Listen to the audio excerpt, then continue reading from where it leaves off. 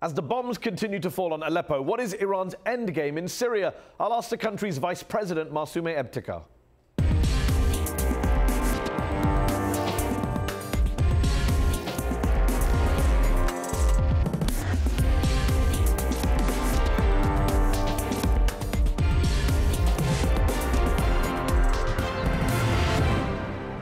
I'm Mehdi Hasan. One of the world's best-known public intellectuals, the Marxist writer Slavoj Zizek, thinks the left has romanticized refugees and glossed over the many problems they cause. I'll challenge him in the arena. But first, Syrian President Bashar al Assad continues his bombardment of East Aleppo. What role is Iran playing in arming and funding his regime? And does the Iranian government bear responsibility for alleged war crimes in Syria? This week's headliner from Tehran, Iran's vice president and head of the country's environmental protection organization, Masoumeh Ebtekar.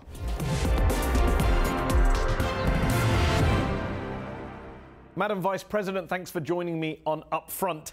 When Egyptians rose up against Mubarak, Iran supported them. When Libyans rose up against Gaddafi, Iran supported them. When the Bahrainis took to the streets against their royal family, Iran supported them. But in Syria, when the people rose up there, you helped President Assad kill them. Why? Why can't Syrian revolutionaries get the same support from Iran that Egyptians, Libyans and Bahrainis have? I think that in all these cases, ultimately the people have to decide. About Syria, no group, no country has the right to decide for the people of Syria. It's ultimately the people who decide for their future, and I think that it should be that way for the people of Syria. Unfortunately, we have terrorist groups, we have certain foreign powers arming terrorist groups inside that country, and that has been aggravating the situation in the past years, and this is something that has to be addressed. Of course, I think the international community is now more and more realizing the situation, and I think that the people of Syria should be supported in terms of their struggle against terrorism, and that ultimately an internal dialogue should gain momentum, and that internal dialogue can bring about peace and stability in that country. I think it's only for the people of Syria to decide their fate. I think we all would agree on the fate and on peace and stability. You mentioned foreign powers supporting groups on the ground, and many would agree with you about rebels being supported by outside powers. But more than 400,000 people are dead in Syria, according to the UN. The vast majority of them killed by the Syrian government, not by quote-unquote terrorists. And that government has been armed, funded and militarily supported by Tehran from day one. These are certain allegations. Of course, the government of Iran does not agree with many of them, but the important thing is that you do give money to Assad and you do give weapons to Assad. Terrorists are now intervening for several years now in the internal affairs of that country. And as I mentioned, it's for the people to decide their fate. It's for the foreign powers to assist them to come to an internal dialogue for peace and for a democratic process that would ensure a peaceful resolution of these conflicts. But, Madam Vice President, the world has looked on in horror at some of the images coming out of East Aleppo. People barrel-bombed, children hit with chlorine gas. Bashar al-Assad may laugh away those images and say all of those kids are terrorists, but surely you are not going to say that today. Surely those images must bother you as a parent, as a human being, when you see those images of kids being bombed in East Aleppo. Those images, those images, I see those images and they bother me. I see those images in Yemen and what is happening in Yemen, and there's a deafening silence in most mainstream media, including your media, about Yemen. Why do we have double standards? Similar issues are happening in parts of Palestine. I think we've covered, on this show, we've covered Yemen and Palestine. Right now we're talking about Syria and Iran's role in Syria. If you want to criticize Saudi Arabia's role in Yemen, why not criticize your own government's role in Syria? Barrel bombs are dropping on people in East Aleppo.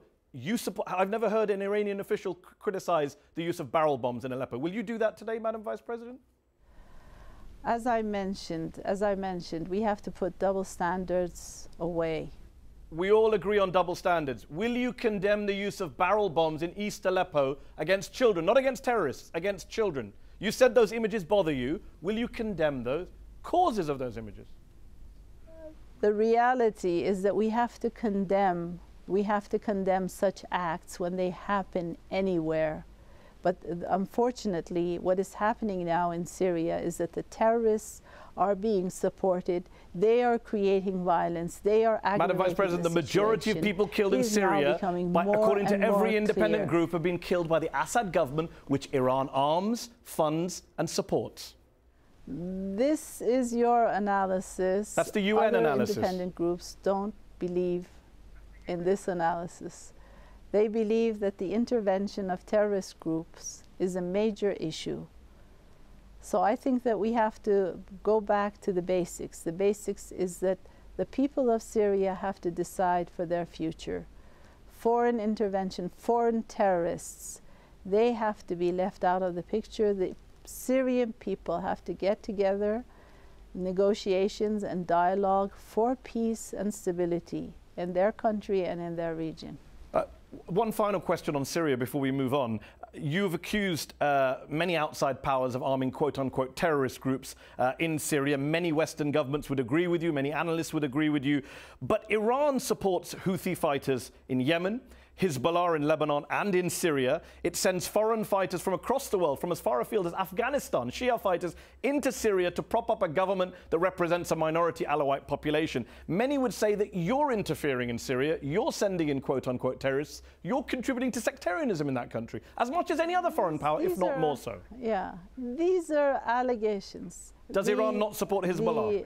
The Islamic Republic of Iran, the Islamic Republic of Iran does support, particularly the spiritual support. Iran is emerging as a power which is promoting peace and stability in this region. Not in Syria, where you're supporting groups on the ground who are committing, according to groups, war crimes, according to human rights groups.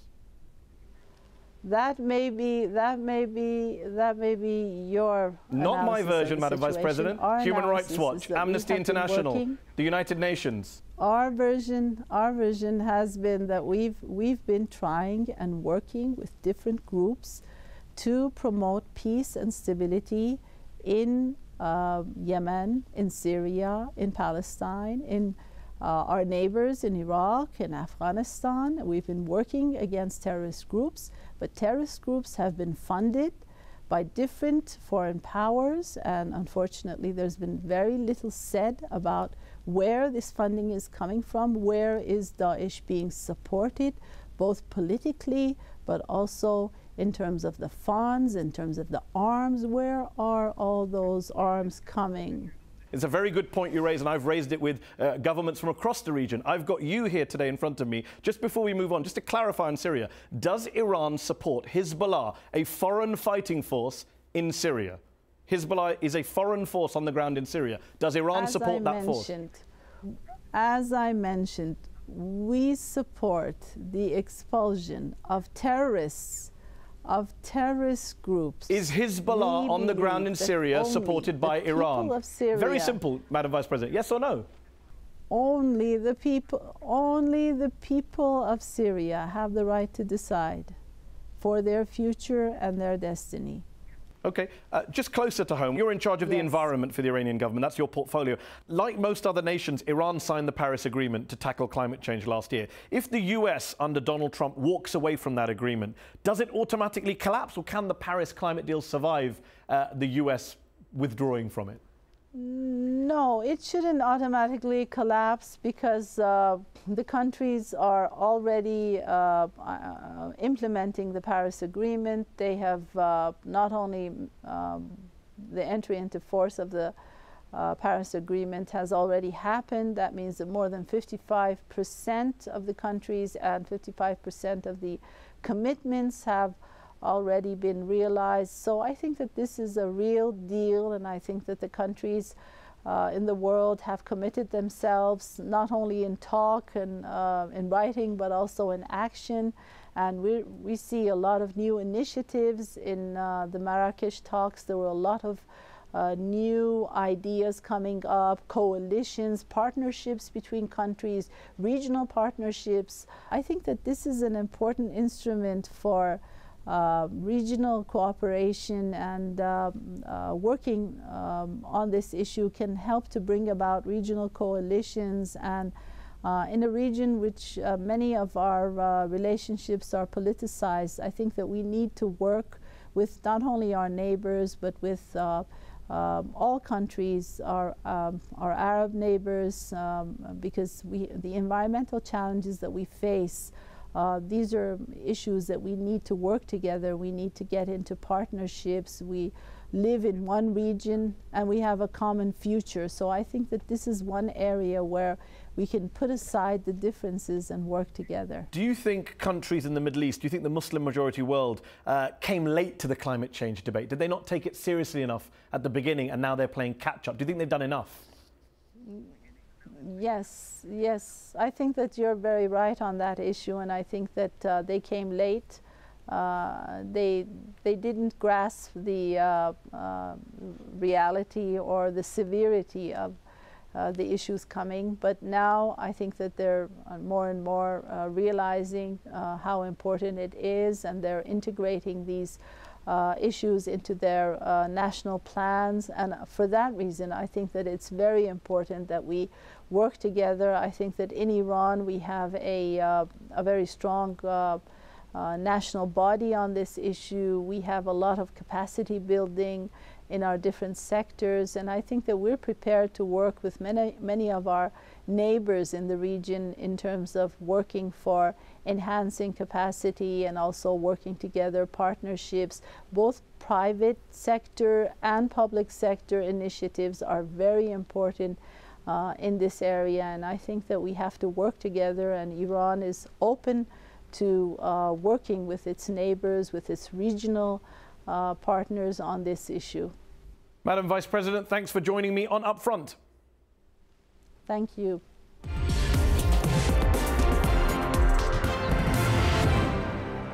Everyone loves Aung San Suu Kyi, once held as a political prisoner by a brutal military dictatorship, but now the de facto leader of democratic Myanmar, also known as Burma. She's captured the hearts of leaders across the globe. Barack Obama recently removed an array of economic sanctions on her Southeast Asian nation. So, with such an esteemed Nobel Peace Laureate now in charge, things are surely looking up for the people of Myanmar. Well, not all of them. Certainly not the Rohingya Muslims who live in that country, victims of ethnic cleansing and maybe even genocide. Yes, for years the Rohingya of Myanmar have lived basically as an underclass, most of them stateless. They've been terrorized by groups of violent Buddhists who wrongly labeled them illegal Bengali immigrants, and more than 120,000 of them have been forced into camps. The government doesn't even recognize the name Rohingya. But you know who else doesn't recognize the Rohingya? That's right, Aung San Suu Kyi. Not only was she accused of cowardice for refusing to call them by their name and criticized by the Dalai Lama, among others, but she since demanded that the US government not use the name Rohingya either. And in a remarkable 2013 interview with the BBC's Mishal Hussain, Suu Kyi refused to condemn the systematic violence against the Rohingya, that same violence that the UN Special Rapporteur has said could amount to crimes against humanity. Muslims have been targeted, but also Buddhists have been subjected to violence, but there's fear on both sides. Both sides!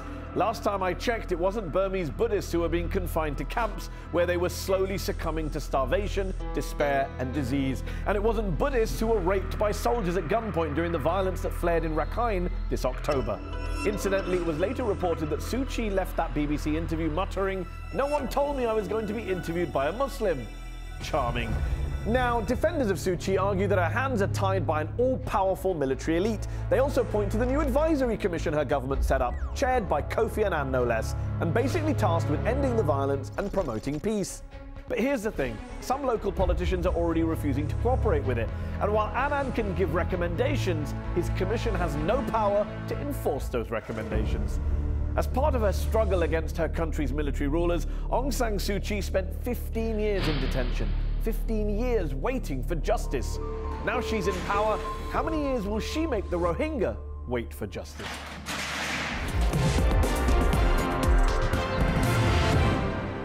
He's been called the most dangerous philosopher in the West, and in his new book, Refugees, Terror and Other Troubles with the Neighbours, Slavoj Zizek calls for a defence of the European Enlightenment project and rails against the romanticisation of refugees. So I began by asking why he thinks refugees pose such a threat to so-called European values.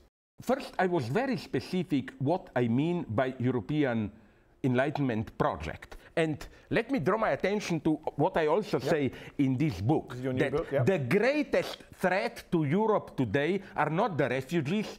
The greatest threat are precisely the fake right-wing populist defenders of Europe. For me, a true threat to Europe is people like Nigel Farage, Marine Le Pen, Pegida in Germany come to power. You say refugees come from a culture that is incompatible with Western European notions of human rights. I wonder if I said this precisely. You said it precisely on page 107 of your book. What do I say? You say refugees come from a culture that is incompatible with Western European notions of human rights. Yeah, but a couple of pages later or before, I don't know where, I also say that I'm well aware that European notion of human rights is not above in the air universal one. So why make such a big play out of refugees threatening it then? I explicitly, brutally, that's the whole first third of the book, emphasize that refugees are, to a large extent, mainly responsibility of European geopolitical gains played there in Libya, in the Middle East, of new economic forms of neocolonialism, and so on and so on. So we, but not only we, also United States and other countries, we cannot play the game of, a catastrophe happened there, now we have a purely humanitarian problem. That I make it clear. So that is fairly uncontroversial position. And then you move on to the controversial position, which is?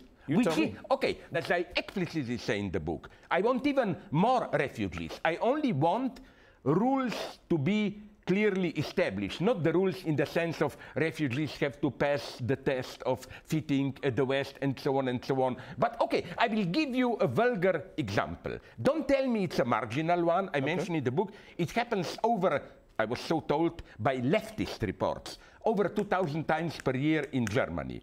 You have, all my respect to them, a Muslim family of refugees in Germany. What happens 2,000 times a year? I will immediately, sorry, very briefly go to it.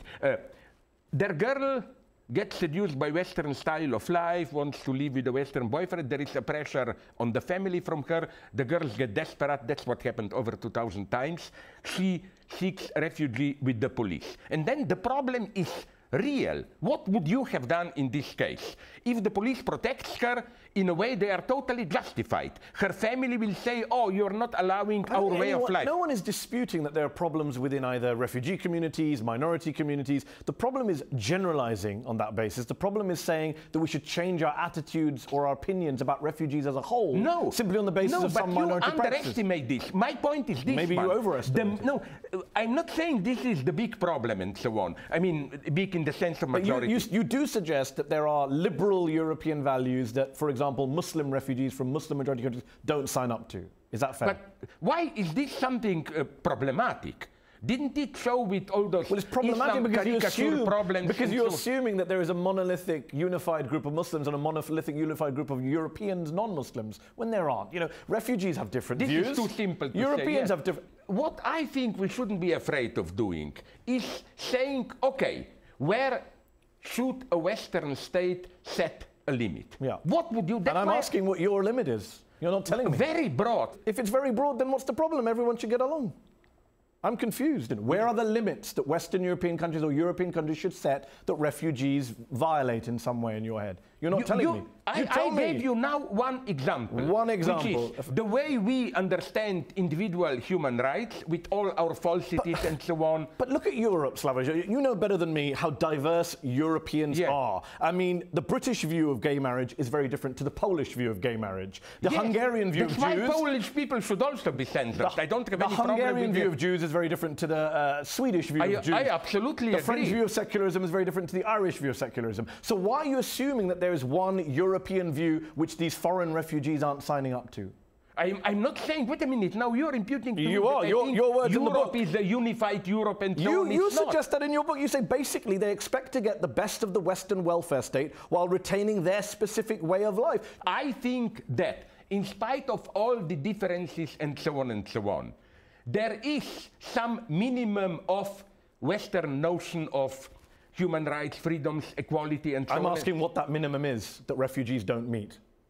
You haven't told me yet. No, notions of personal freedom, freedom of choice. Of course, Europe is torn in between And I'm precisely, my true enemies, as it's clear there, are precisely those that you just enumerated. You say that the far right, you say that they're your true enemies, and then you say stuff like, page 6 of this book, yeah. We are definitely in the midst of the clash of civilizations, Christian West versus radicalized Islam. How is that not the rhetoric of the far right? My answer to clash of civilization is there is a clash within each civilization. There is obvious clash in Europe between... So then why talk of a discredited clash of civilizations?